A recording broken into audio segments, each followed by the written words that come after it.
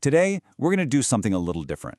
We're not looking at big public speeches or official government documents. Nope, we are diving into something way more personal, way more candid, the private letters of America's founders. This is the story of how a nation was debated, defined, and defended, not on some public stage, but in writing, through a conversation that spanned decades. Okay, let's just jump right in with a line that captures the entire spirit of what we're talking about today. This was written by a very old John Adams to his longtime rival and friend, Thomas Jefferson. And this wasn't just some personal, sentimental thing. It was this powerful recognition that their lifelong argument, well, that was the story of America. It was an explanation they felt they owed not just to each other, but to everyone who came after. So let's start where they started, in a state of just complete uncertainty. You know, it's so easy for us to look back and think of the United States as this inevitable thing. But it wasn't. Not at all. The new nation was fragile, seriously teetering on the brink of collapse almost from day one. Just look at the time frame here. We are covering more than 30 years. This wasn't one single crisis they got through. This was a decades-long, non-stop conversation about pure survival. From a desperate wartime plea from Governor Jefferson in 1781, all the way to the final reflective letters between two ex-presidents. These letters are like a running commentary on a nation that was constantly in danger. And this quote from John Jay, wow, it just perfectly sums up the problem. Now, this isn't some radical outsider complaining. This is John Jay, a top diplomat, a key figure. And in 1786, he's basically writing to Jefferson and saying, the whole system we have, the Articles of Confederation, it's broken. It's fundamentally wrong. The government was designed to be weak, and that weakness was becoming a fatal flaw. So what did that weakness actually look like? Well, for starters, a nation completely encircled by enemies. As George Washington wrote in his letters, you had Spain stirring up trouble with tribes in the South, you had Great Britain doing the exact same thing in the West. There was this very real fear that these old European empires were basically teaming up to strangle the young republic in its cradle. And internally, things were just as bad. Years earlier, right in the middle of the Revolution, Governor Jefferson had to fire off a desperate letter to Washington, literally begging for his personal aid because Virginia was being invaded. This was their reality, threats from the outside and total chaos on the inside. So when you're faced with complete failure, what do you do? Well, they had to do something that had never really been done before, scrap their first government entirely and just start over. And this, of course, led to the Constitutional Convention and one of the most intense political debates in history. And this was the central question, right? How do you create a government that's powerful enough to actually survive, but not so powerful that it crushes the very liberty you just fought a war to win? Jefferson was over in France at the time, serving as a diplomat, and he's following all of this from a distance, and his reaction is just a masterclass in critical thinking.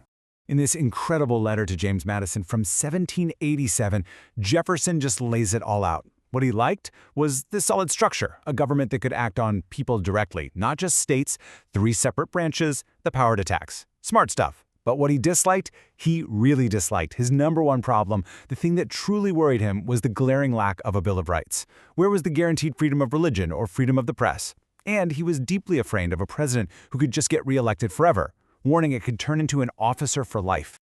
Okay, let's shift gears now. We've talked about the structure of government, the nuts and bolts. Now let's get into one of the most radical, most philosophical ideas Jefferson ever proposed. A concept that really challenged the very idea of what law and debt even mean. In a 1789 letter, Jefferson argues that the earth belongs to the living generation. It's a natural right. And if that's true, then one generation can't force its debts or its laws onto the next one. As he put it, the dead have neither powers nor rights over it. I mean, that is a breathtakingly revolutionary idea.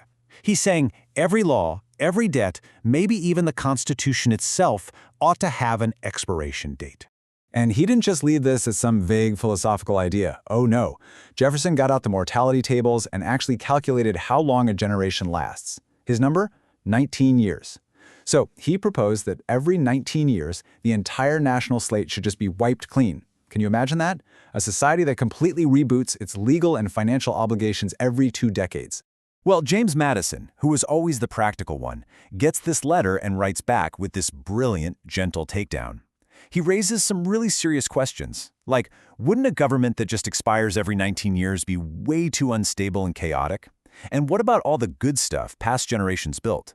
Don't we benefit from their roads and schools, and don't we owe them something for that? And what about a debt from a war fought for survival? That benefits future generations, so it's fair they help pay for it. Finally, he makes this great point about tacit consent. The idea that society works because we all sort of quietly agree to follow the old laws until we decide to change them. We need that continuity. So even with a brand new constitution in place, the founders' deepest fear was still lurking. And that was the fear that the republic wouldn't be destroyed by a foreign enemy, but would just tear itself apart from the inside. You can just feel the anguish in George Washington's words in this letter from 1792. He's seeing all these threats from the outside, but he says the most serious, the most alarming, and the most afflicting danger is the political infighting happening inside his own administration. He's talking, of course, about the nasty escalating feud between his Secretary of State, Thomas Jefferson, and his Secretary of the Treasury, Alexander Hamilton. And Jefferson's letters from that same time show you exactly what Washington was so afraid of. The president is literally begging for unity, and Jefferson responds with this absolute torrent of accusations against Hamilton. He doesn't just say he disagrees with him. He claims Hamilton's entire financial system is designed to demolish the republic, that he's created a corrupt squadron of congressmen in his pocket, and that his ultimate goal is to turn America into a monarchy. The battle for the soul of America wasn't being fought against some king across the ocean. It was happening right inside the president's own cabinet. After years of this really bitter rivalry, a fight that led to a long and painful silence between them, we come to the final chapter. It's a reconciliation that ended up producing one of the most profound and fascinating conversations in American history. This quote from John Adams, which he wrote soon after he and Jefferson started writing to each other again, is just extraordinary. Even as they're making up, he doesn't try to paper over their huge disagreements. He basically says, look, we fundamentally disagreed on how to run this country, and you know what? History will have to be the judge of who was right. It's this incredible moment of honesty and really humility. And so for the last 14 years of their lives, these two giants, these old rivals, finally explained themselves to each other. They debated everything under the sun: philosophy, religion, the legacy of the revolution they had built side by side. In the end, they were kind of the last two great voices of that revolution, still talking, still arguing, still trying to make sense of the world they had created as it was all beginning to fade away. And that really brings us to the final thought here. What their letters show us, more than anything, is that the American experiment was never a settled issue. It was always an argument, a conversation, a constant process of explaining and re-explaining.